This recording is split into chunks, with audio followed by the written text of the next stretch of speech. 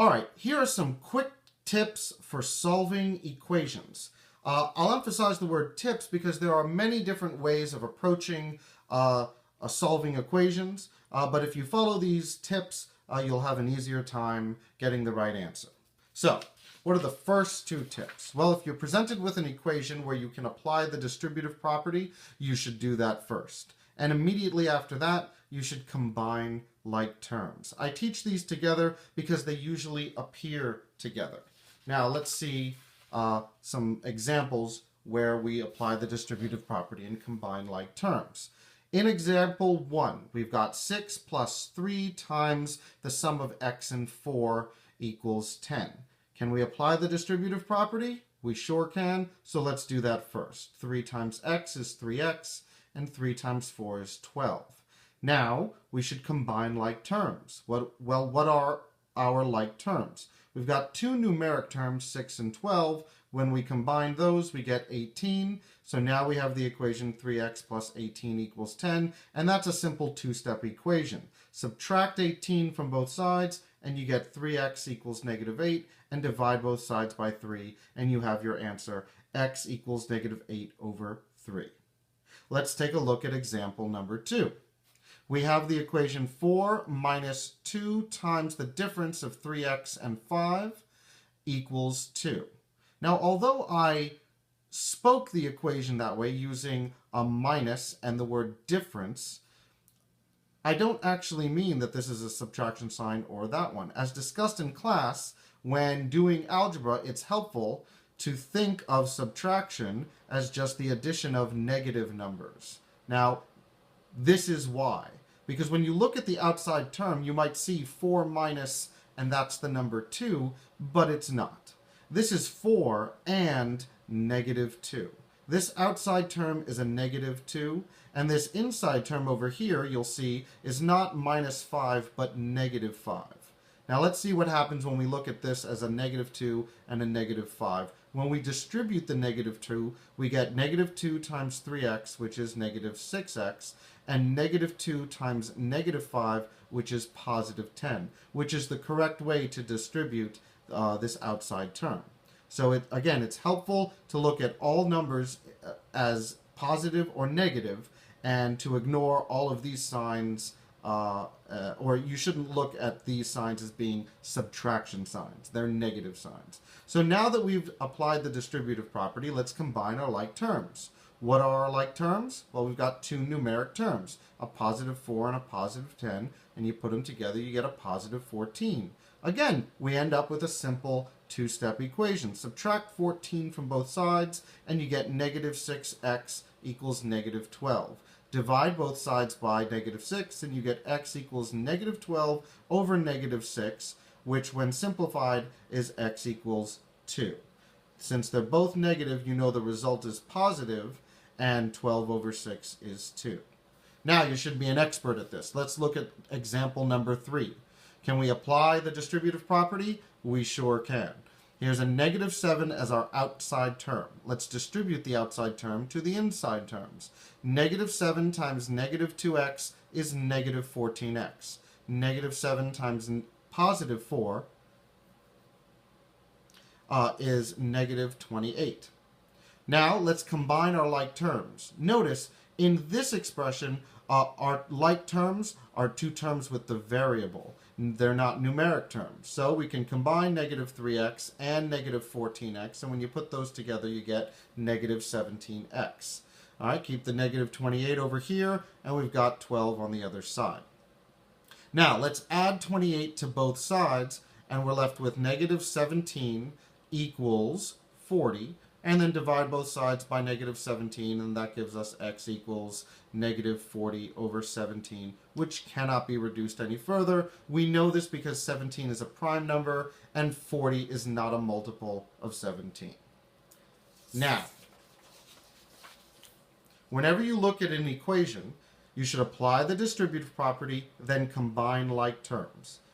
Now, what do you do next? Well, if applicable, you should eliminate the variable from one side. Well, when should you eliminate the variable from one side? Simple. When you have a variable on both sides. let's take a look at example number 1. We've got 2x plus 5 equals 3x plus 8. Well, it's going to be hard to get x by itself because x is on the left side and x is on the right side. So we've got to eliminate the variable from one side or the other. Now, I've chosen the smaller number to avoid negative numbers here. So I'm going to eliminate the 2x. How do I get rid of 2x? Well, if I have 2x, I should, that's right, subtract 2x. So I've got 2x plus 5, and then I'm going to subtract 2x from the left side. And then I have 3x plus 8, and since I subtracted 2x from the left side, I'm going to subtract 2x from the right side. Now, let's combine like terms. 2x and negative 2x cancel each other out. They equal 0, so we're only left with 5 on the left side. And then 3x and negative 2x gives us a total of 1x, or just x, and we're left with just x plus 8 on the right side. Now this is a simple one-step equation. Subtract 8 from both sides, and we get negative 3 equals x, or using the symmetric property, we can say that x equals negative 3. Now, although I haven't been doing this for every equation since I had some space, I'd like to take some time to remind you that for every equation, you should take your answer and check using substitution. What does that mean? Well, take your answer, x equals negative 3, and substitute negative 3 everywhere you see x. Let's do that. 2 times negative 3 plus 5 should equal 3 times negative 3 plus 8. When you simplify the left and right side of that equation, you get a true statement. Negative 1 equals negative 1. So the solution checks out. You should be doing this for every single equation. Now let's take a look at example number 2. Now notice we have a variable on the left side and a variable on the right side, but the variable on the left side is inside the parentheses. So what do you think we should do? That's right. Tip number 1. Apply the distributive property when possible. So let's apply the distributive property. What's the outside term? 3? Wrong. Negative 3. Remember, these are not subtraction signs, they're negative signs. So negative 3 times x is negative 3x, and negative 3 times negative 5 is positive 15. That's right, a negative times a negative is a positive. Now, after we apply the distributive property, what's tip number 2? Combine like terms. Let's combine our two numeric terms, 2 and 15, and that gives us 17. And now, we've got the same type of equation that we started with in example number 1. We've got the variable on both sides. Now let's eliminate the variable from one side. Although you can choose either side, I've chosen to eliminate negative 3x to avoid negative numbers. So, if I have negative 3x, how do I get rid of negative 3x? That's right, I add 3x. So let's add 3x to both sides. Negative 3x plus 17 plus 3x equals 4x plus 3, and since we added 3x over on the left side, we must add 3x to the right side. Negative 3x and positive 3x cancel each other out, and so we're just left with 17. 4x and 3x make 7x, so we have 7x plus 3 on the right side. And now it's a two-step equation. Subtract 3 from both sides, and we get 14 equals 7x, and divide both sides by 7, and you should get 14 over 7 equals x, which is the same as x equals 2. And those are the 3 big tips.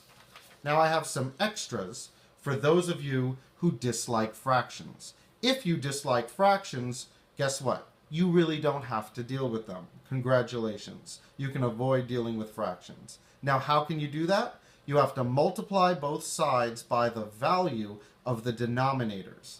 Mr. Odenz, what does that mean? Okay, let me show you. So let's take a look at example 1. We've got 3/4 x plus 2 equals 8.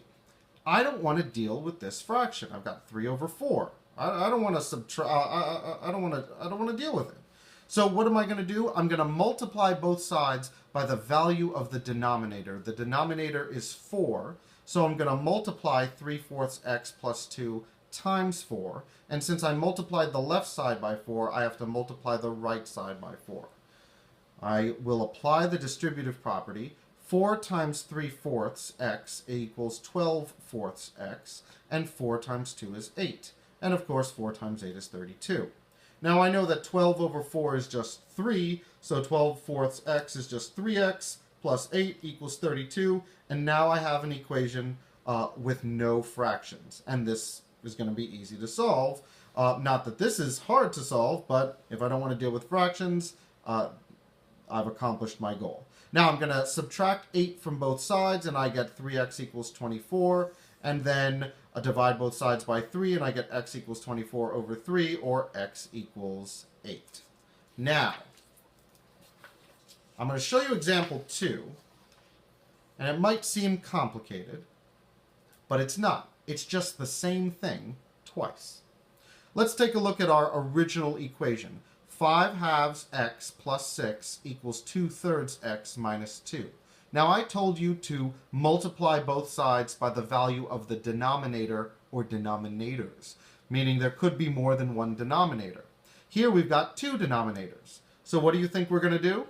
That's right, we're going to we're going to multiply both sides by 2, because that's the value of that denominator, and then we're going to multiply both sides by 3, and that's the value of that denominator. And when we do both operations, you'll see the result gets rid of all the fractions.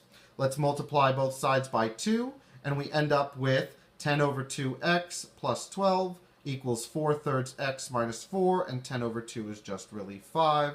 And so look, after multiplying by 2, we end up with the equation 5x plus 12 equals 4/3 x minus 4. Notice, the fraction with 2 in the denominator disappeared. And what were we left with? The value of the numerator. Now, what do you think is going to happen if we multiply both sides by the value of this denominator? That's right. The denominator is going to disappear, and we're going to be left with the value of the numerator. So let's do that. 3 times 5x plus 12 equals 3 times 4/3 x minus 4. Distribute, and you end up with 15x plus 36 equals 4x minus 12.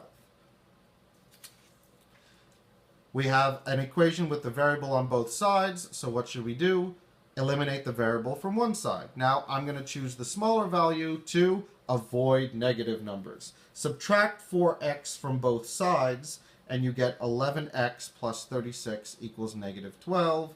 Subtract 36 from both sides, you get 11x equals negative 48, and divide both sides by 11, and you get x equals negative 48 over 11. Now you might say, Mr. Odenz, that seems like a lot. Isn't there an easier way to do this?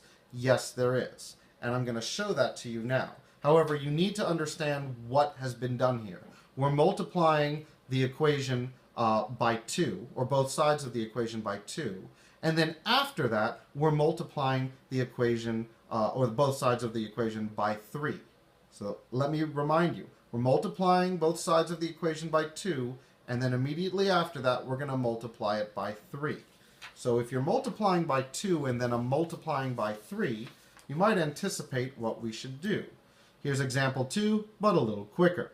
We start out with the same equation, and then I've put this in the box to show you where my rationale comes from.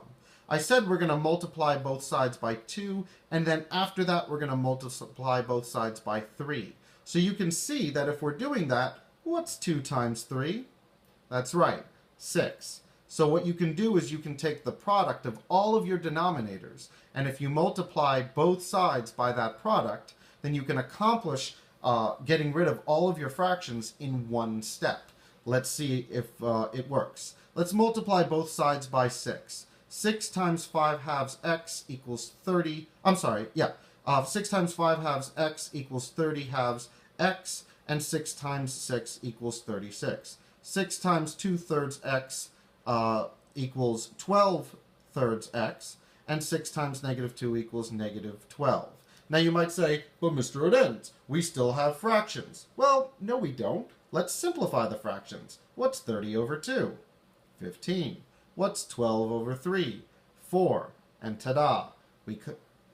We arrive at a very simple equation, and now the only problem we have to deal with is the variable on both sides. So we're going to do the exact same thing. We're going to subtract 4x from both sides, and we get 11x plus 36 equals negative 12. And then we're going to subtract 36 from both sides. Then we're going to divide both sides by 11, and we end up with the exact same result. So that's for people who don't like fractions. Here's a little tip for those who don't like decimals. What should you do? If you don't like decimals, you should multiply by powers of 10. What are your powers of 10? Well, 10 to the 1 is 10, 10 to the 2 is 100, 10 to the 3 is 1,000, and so on and so on and so on. Let's take a look at one example because this should be fairly intuitive. Here we have an equation with some decimals. 0.2x plus 0.15 equals 0.3x minus 0.4. Well, 0.2, the lowest place value is a tenth. The lowest place value in 0.15 is a hundredth. And 0.3, that's a tenth, that's a tenth. And so what we want to do is we want to take the lowest place value and get rid of it. So since this is a hundredth, 0.15, its lowest place value is a hundredth, then we have to multiply both sides by 100 in order to get rid of this decimal. Multiplying by 10 would get rid of these decimals, but it wouldn't get rid of this decimal. It would leave us with 1.5. So multiplying both sides by 100 gets us the following. 100 times 0.2x is 20x, and 100 times 0.15 is 15. 100 times 0.3x is 30x, and 100 times negative 0.4 is negative 40. And now we have an easy equation. All we have to do is deal with the fact that the variable is on both sides. So let's eliminate one. Again, I choose the lower number because I want to avoid negative numbers. So I'm going to subtract 20x from both sides. That gets rid of this 20x, and I'm left with 15 equals 10x minus 40. Now I'm going to add 40 to both sides, and I get 55 equals 10x. Divide both sides by 10, and I get 55 over 10 equals x, which is the same as 11 over 2 equals x. And using the symmetric property, I can just rewrite that as x equals 11 over 2. And that's it. Those are the tips to solving equations. So before you start, if you want to get rid of fractions, you should multiply both sides by the value of the denominators. Then if you want to get rid of decimals, you should multiply by powers of 10. Now you're ready to solve your equation without fractions or decimals. Again, these steps are completely and utterly optional. You do not have to do them. However, steps 1 through 3 are somewhat optional. There are cases where you don't have to apply the distributive property first, but again, these are quick, helpful tips, and if you always follow them, you'll always get the right answer. So, number 1, apply the distributive property if you can. Number 2, combine like terms if you can. And number 3, eliminate the variable from one side if you have an equation with the variable on both sides. And those are the quick tips for solving equations.